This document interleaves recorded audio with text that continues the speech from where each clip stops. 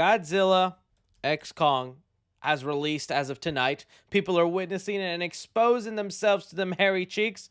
And oh, did it go back up? No, it didn't, unfortunately. And the movie is at a rotten score right now. Out of 116 reviews, fans and critics are pretty divided on it. So let's see how many are rotten and how many are fresh. So if we go to it, we have 66 fresh and 50 rotten. Oh, so it's about half and half. Now, I really liked the movie. I enjoyed it. I thought it was a fun blockbuster. Like, yes, I loved Godzilla Minus One, and that was an awesome take on the Godzilla universe. It actually made me scared of Godzilla. It was actually a story I could connect to on a human level. Just amazing effects that won an Oscar. Awesome from top to bottom.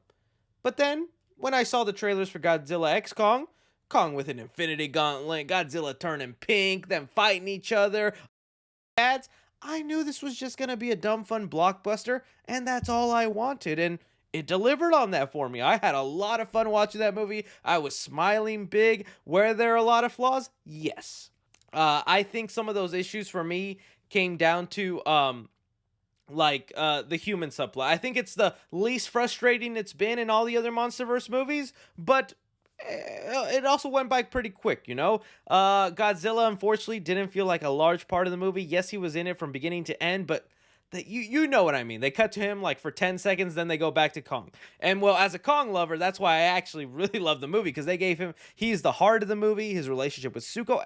All I'm saying is there were way more positives than negatives for me, so I want to look into why it's negative. Why did people give this? So I'm going to look at critics, and then I'm going to look at Letterboxd reviews from regular fans to try and understand where the hate is coming from. So let's get into these rotten reviews, my friends. So, all right, starting off here with a top critic. This is a top critic. Let's see.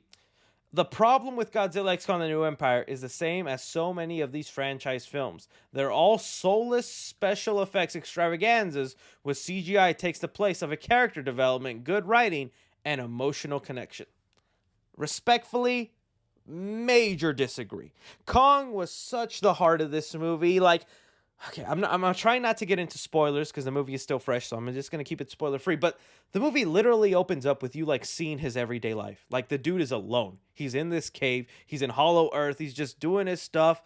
And like, you feel that. Like, there's that one point in the movie where he thinks he hears another ape, and he like rushes to go find it, and he sees it's not another ape, and he's like, oh, how do you not form an emotional connection with that? Seeing a depressed, old, lonely Kong just wanting some comfort that isn't this small in a human size, where he has to stick his finger out to a little girl and she like touches it. I want Kong to be happy.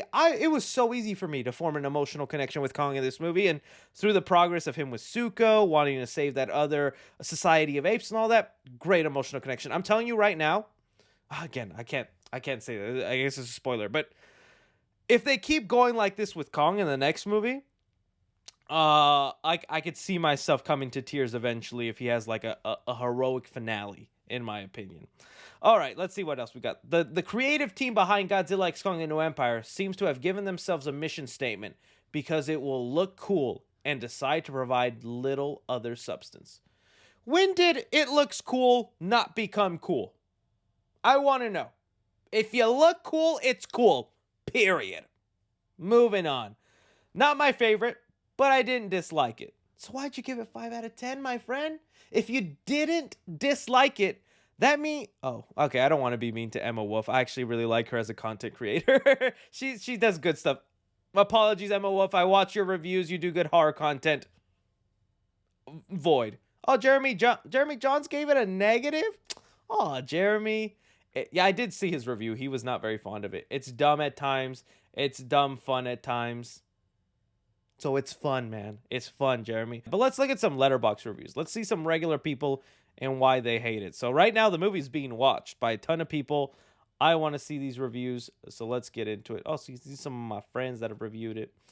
Let's go to just the simple 1-star reviews. Let's go here. Let's again see how... Okay, that's not too bad. I can read this. Okay. The movie has title cards for almost every scene location. Why is that annoying? Like, I understand that, but like, why is that like such a like CinemaSins nitpick of like, They had the balls to tell me where we are every scene. Oh, we're in Brazil. We're in Hollow Earth. We're in a Monarch base. Oh, I can't handle it, man. Let me figure it out on my own. You can't be just mad at they're telling you where we are at, dude. This movie literally goes all across the world. But okay. Needle drop that only lasts 10 to 15 seconds. Okay. Oh, dude. Rebecca Hall's hair is nice in this movie, man. Let me tell you, I think you could benefit from a bowl cut, my friend. You could benefit from a bowl cut. All right. Somehow the monsters have one-liners. They don't speak in the movie. They literally don't have lines. Okay. Well, cut to Godzilla 20 times. Okay, this one is like the first valid one I agree with. We'll cut to Godzilla 20 times for 5 seconds, just sucking in radiation, then back to the plot. Yeah. Okay, that is a valid one. I understand, but as a Kong fan, no me importa. No me importa. Okay. There's a hollow Earth that's just 20 feet below the first one. I mean, Hollow Earth is a vast land, man. There's gotta be multiple sections. I mean, in the first Godzilla X versus Kong, he had like a hidden tunnel where someone had a giant chair and a bunch of Godzilla axes. Come on, it's stupid as shit. It's effing hilarious. The action is bonkers. It is no different than goofy people in monster suits. I totally get why people hate this. Actually, no, it rocks. It's awesome. It's the dumbest movie I've ever seen. F you, Pink Godzilla. So 2 out of 10. And an actual enjoyment. 8 out of 10, baby. Well, come on, man. If you're saying 8 out of 10 enjoyment, why contribute to the 1-star review? I will never understand. Okay. Guys will see this and yell, hell yeah. Hell yeah. That's okay here. Big monkey movie bad, but 1 star for Kong using the baby. Oh, dude, that was one of the best parts. But oh, dude, that is kind of a spoiler. Okay, I'll have to take that. Dude, that was awesome. How do you not see that? Oh, dude, that was so great. Okay, here we go. Of all the movies WWE shelved, this wasn't one of them. Why would they shelve this? This must be seen in IMAX with a popcorn, a hot dog, and chocolate raisins, buddy. That's the way I saw it, okay? I wish I could get minus 1 star. I see what you did there. This movie was so boring. Disagree. Cinematography was underwhelming. Disagree. It was very colorful and vibrant. Sound design was awful. I don't recall. CGI looked like... Okay, no. CGI actually looked great. I feel like there was only one scene in particular where the CGI did look a little video game-ish. I will agree with you. But most of the time, it was very good.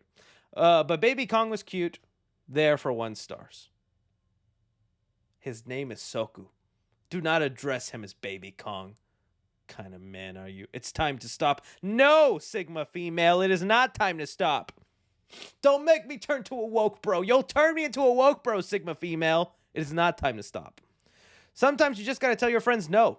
Glad I got to see what it would look like for Kong to have a cavity kind of horrendous. Gab fell asleep in the first 5 minutes and woke up in the last 5. And all I can say is I was so jealous and in love. I don't know how you fall asleep in this. It's not boring at all.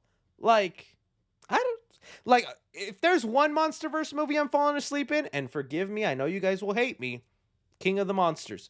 That's the only movie in this MonsterVerse I was bored in. That one to me is actual just visual noise. Is it cool, the Ghidorah and Godzilla fight scene? Yes, all the other monsters coming and hailing at Godzilla, but I didn't have an emotional connection there. I didn't feel weight, and I know people love King of Monsters. That's the only movie where I remember being in the theater going, But again, opinions are opinions. I'm respecting everybody's. It's just nice to see. Okay, let me get into some less harsh ones, okay? Let me go into the 2-star people. What do the 2-star people say? Okay, let me see. They should have kissed. You know what? Valid complaint. A kiss would have gone a long way, man. I would have brought my Doom popcorn bucket if I would have known that. Okay. Let's see. That's too long. What's it? Okay. Oh, see, this is a person I respect too. Dave Lee. If you don't know Dave Lee, go check out his YouTube channel. He does a lot of great animated stuff. I was surprised he hated this because Dave Lee is a fellow Space Jam lover like me, Space Jam: A New Legacy, we gave it good reviews. We're one of the only people on that island. And so if he likes cartoony, zany fun, I was surprised he didn't like this. So let me read Dave's review. Because again, this is someone I actually like and respect. So I have a pretty high tolerance for this kind of stuff. Like I said, cartoony guy. I enjoy most movies that I watch and give some overly generous reviews. Hey, I've done it too, my friends. When you love a property, you give it generous reviews. It just happens. But this is just not good. Dave, you betrayed me. JX Kong spends its 90 minutes aimlessly follows other human characters. I feel like there was a lot more monsters on screen and the human characters didn't feel that bothersome to me. If they weren't perfect, but they didn't feel okay. Well, only intermitting cutting to Kong and Godzilla. It's an hour and a half tedious, boring, and exposition dumps for whatever's next before our titans even share the screen. And when they do, it's one of the shortest, most ridiculous, anticlimactic, generic finales imaginable. Everything feels so vastly different to anything the MonsterVerse has. I will say that, like, from a universe that started with the 2014 film with Gareth Edwards, where it felt very serious, large in scale, Godzilla felt like a monster, and now you're seeing Godzilla, like, jump, sprint, turn pink. You're like, what happened? What happened? So I understand the shift in tone, but I like that shift in tone. I don't want a Godzilla versus Kong movie like this in the tone of the 2014 one. I just feel like I would be like in King of Monsters, a little bored. But okay, hey, that's just me. The world building will likely be appreciated by diehard fans, but it's at the expense of our lead titans and their story at hand. I think it did a lot for Kong. Like, are people just missing the Kong of the like development where Kong starts and ends in this movie? I loved. Okay, that's the development I cared about. Godzilla fans are going to be pretty disappointed. Yeah, that's true, because our Lizard King does almost nothing, with Kong taking up 90% of the narrative. I can imagine the whiplash you'll experience if you love. Yeah. Again, I'm usually pretty lenient with my reviews, but this was a shocker.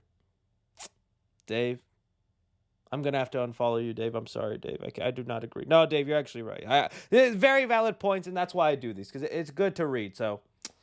Yeah, man. Godzilla fans, I understand. But Kong, dude, Kong is MVP, and that's all I cared about.